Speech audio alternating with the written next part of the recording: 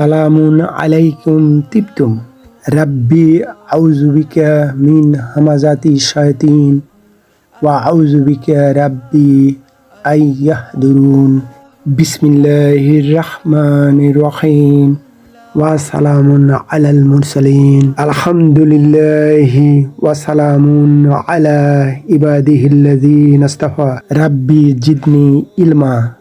প্রিয় মুহতারাম, আপনি যদি আল কোরআনুল মাজিদ জীবনে একবারও বুঝে পড়তে চান তাহলে এই ক্লাস আপনারই জন্য। সাধারণভাবে সাদা কালো আরবি অক্ষরে ছাপানো আল কোরআনুল কারীম তেলাওয়াত করলে বা পড়া হলে বোঝা যায় না যে কোন শব্দ কোন বৈশিষ্ট্যের বা কোন পদের। কিন্তু আমাদের ক্লাসে চেষ্টা করা হয়েছে কালার কোড দ্বারা প্রতিটি শব্দ পৃথক করা এবং একটি শব্দের মধ্যে লুকিয়ে থাকা অন্য শব্দকে বের করা পাঠক বৃন্দের বোঝার সুবিধার স্বার্থে। যেমন স্লাইডের মাঝখানে আল কোরআনুল মাজিদের একটি আয়াতের দিকে লক্ষ্য করুন।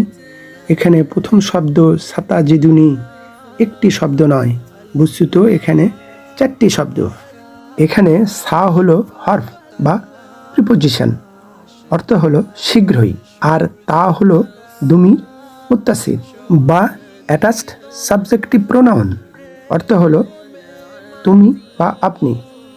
তারপরের শব্দ জিদু হলো ফেল বা ভার্ব, অর্থ হলো পায় বা পাবে, এবং নি হলো দুমির মুত্তাসিল মানসুব বা অ্যাটাচড অবজেক্টিভ প্রোনাউন, অর্থ হলো আমাকে। এইভাবেই আমাদের এই চ্যানেলে প্রতি আয়াতের প্রতিটি শব্দকে কালার কোড দ্বারা আলাদা করে উপস্থাপন করা হবে দর্শকবৃন্দের বোঝার সুবিধার জন্য।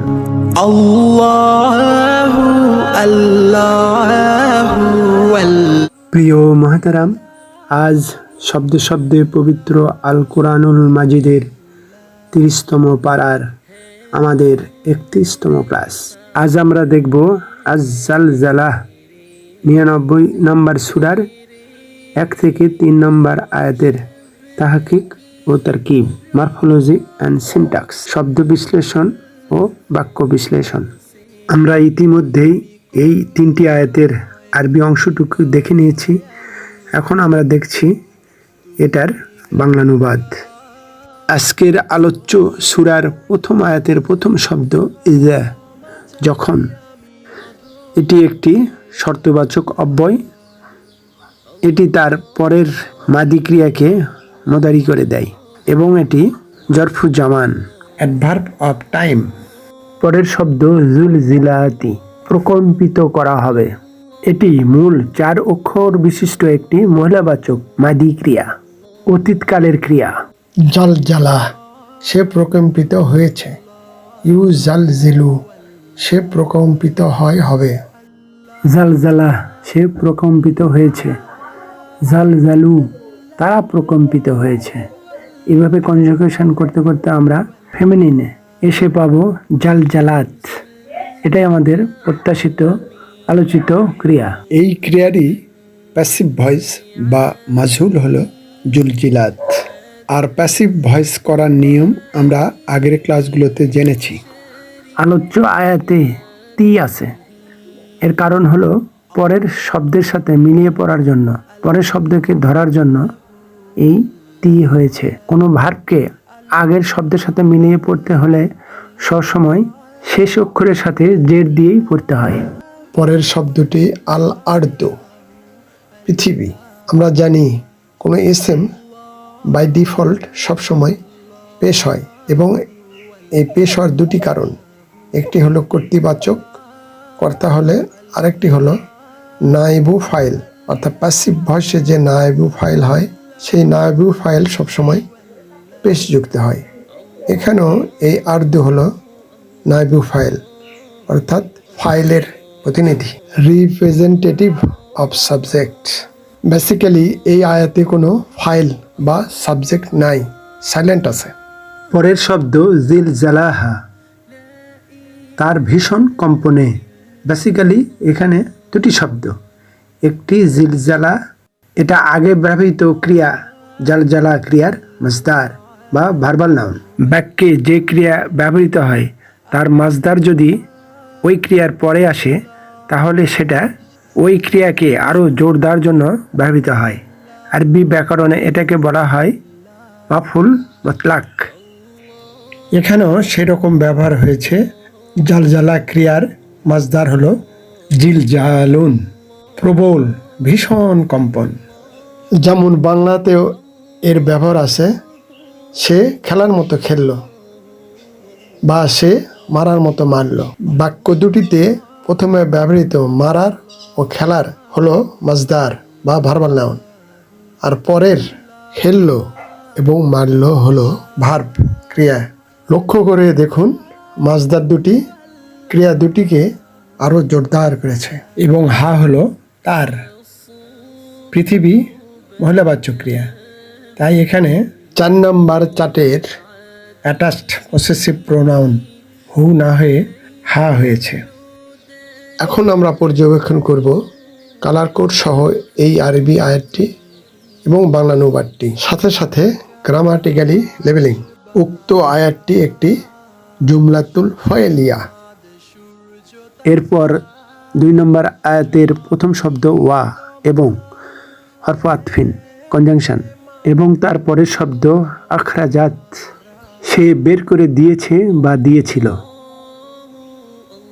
না হয় হবে সে বের করে দিবে, কারণ ইজার প্রভাব এখানেও আছে।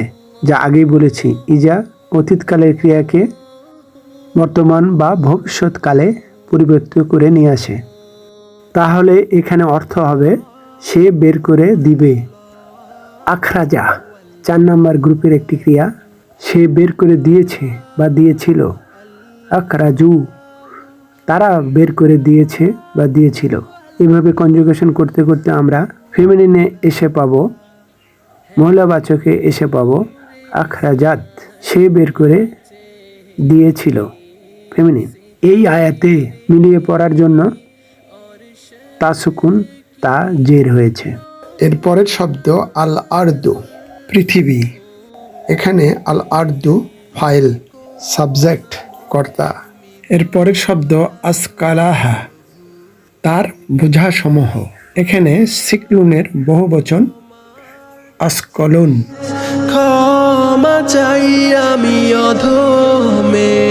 এখানে আসকলুন হলো মাফুল বিহি, পিওর অবজেক্ট, তাই এখানে আসকুলুন আসকালা হয়েছে। পেশ পরিবর্তিত হয়ে জবর হয়েছে এবং তা মুদাফ হওয়ার কারণে 2 জবর না হয়ে 1টি জবর হয়েছে। পরের হা হলো মুদাফ ইলাহি, অ্যাটাচড পসেসিভ প্রোনাউন। এই হা দিয়ে পৃথিবীকে বোঝানো হয়েছে। তার, পৃথিবী বা আল আরদু একটি মহিলাবাচক শব্দ। এখন আমরা পর্যবেক্ষণ করব কালার কোড সহ এই আরবি আয়াতটি ও বাংলা অনুবাদটি এবং সাথে সাথে গ্রামাটিক্যালি লেবেলিং। এই আয়াতটিও একটি ক্রিয়াপ্রধান বাক্য। 3 নম্বর আয়াতের প্রথম শব্দ ওয়া এবং হরফ আতফিন, তারপরের শব্দ কলা, সে বলেছে। এটি একটি 1 নম্বর গ্রুপের অন্তর্ভুক্ত এইচ সাবগ্রুপের একটি ক্রিয়া। অ্যাডভান্স লেভেলে মাদ্রাসার সিলেবাসে একে বলা হয় আযওয়াব ক্রিয়া, যার মধ্যের অক্ষর দুর্বল, অর্থাৎ যার মধ্যের অক্ষর আলিফ, ওয়া বা ইয়া থাকে। পরের শব্দ আল ইনসানু, মানুষ। আল দ্বারা মানুষ জাতি বোঝানো হয়েছে এবং তা সিঙ্গুলার নাম্বার হিসেবে ব্যবহৃত হয়েছে। পরের শব্দ মা, কি, ইসমু ইস্তিফহাম, প্রশ্নবাচক বিশেষ্য। তারপরের শব্দ লাহা, তার জন্য। বেসিক্যালি এখানে 2টি শব্দ, লি হার্বজার এবং হা, অ্যাটাচড প্রিপোজিশনাল অবজেক্ট। এই লি যখন কোনো প্রণয়ের সাথে যুক্ত হয় তখন সেটা লি না হয়ে লা হয়ে যায়। এটা ব্যাকরণগত কোনো বিষয় নয়, এটা ঠিক ভাষার উচ্চারণগত একটি ট্রিক্স।